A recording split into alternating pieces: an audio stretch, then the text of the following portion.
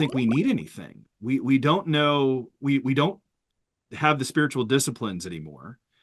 For a while we did. I mean, we do, but The thing that's sorry, puzzles. I'm talking, No, not you're you. fine. You're You fine. know, I The just thing that puzzles me about it, I guess there's two different pieces. So one of them is that conservative American evangelicalism hasn't always been like that.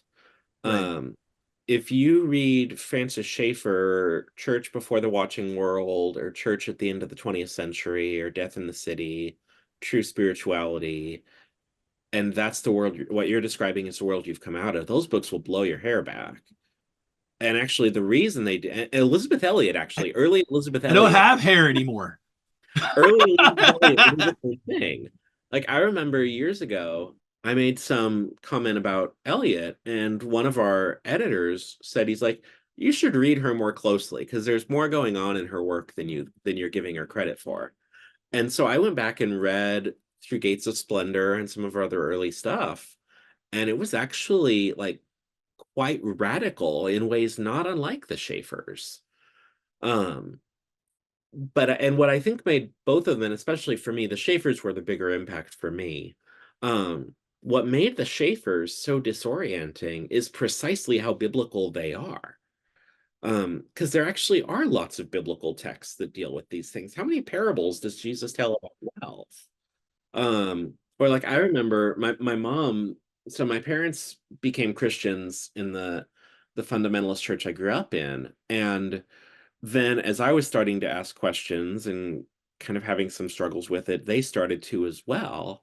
And so one day my mom was volunteering in the church bookstore and the senior pastor came down, and this senior pastor, he was there for 52 years. He was kind of like he was they Senior weren't pastor. right. They would say like it's the most anti-Catholic congregation I've ever been around, and yet their posture toward authority was the most kind of ultramontanist Catholic thing imaginable. It Yeah, was just that the senior pastor was he was the Pope, he was the magisterium, he was the yeah. cathedra all in one. Um, and so my mom was talking to him, and she had been reading Proverbs, which has lots to say about wealth um, and generosity. And then she was reading the Minor Prophets. And to read the Minor Prophets is to realize, like, wow, one of the main reasons Israel sent into exile is because of the way they treated the poor. Yeah. And of course, the fact that the prophets were condemning Israel for that also is indicative of the fact that the Mosaic Law has lots to say about the poor. Yeah. Yeah.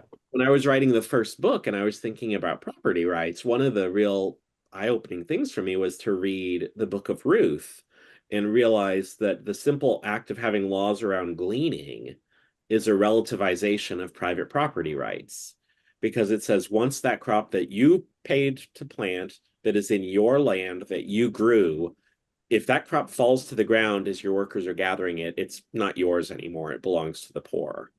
Um, and so there's biblical texts all over the place like this. And so my mom was talking to the pastor and was asking him about like, so we talk so much about following the Bible and being serious about the Bible and reading the Bible, but there's all these texts that talk about how we relate to the poor, and I just don't see us doing those things.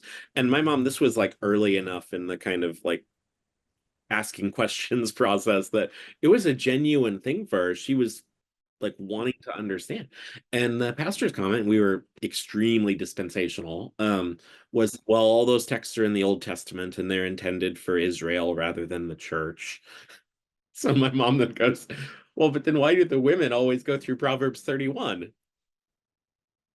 And so it just captures this very ad hoc relationship we have to scripture and to, I think, not only to scripture, but also toward the historic thought of the church, where there's a very kind of there's a posture to it that's not unlike what evangelicals will mock as cafeteria Catholicism.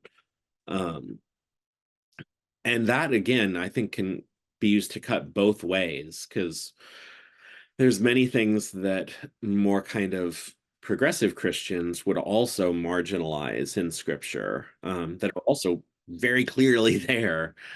And so I think part of what has been a puzzle to me about the last 10 to 15 years is I think we actually have the resources in scripture. We have the resources in church history. We even have the resources in the last like 3 generations of evangelical authors to make sense of a lot of this stuff.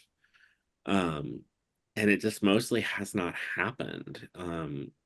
It's rather been a kind of fracturing along politics as religion lines that's been very disheartening. I think I'm actually still fairly hopeful about the medium term future, but the last few years have just been very rough and disorienting for all of these reasons, I think.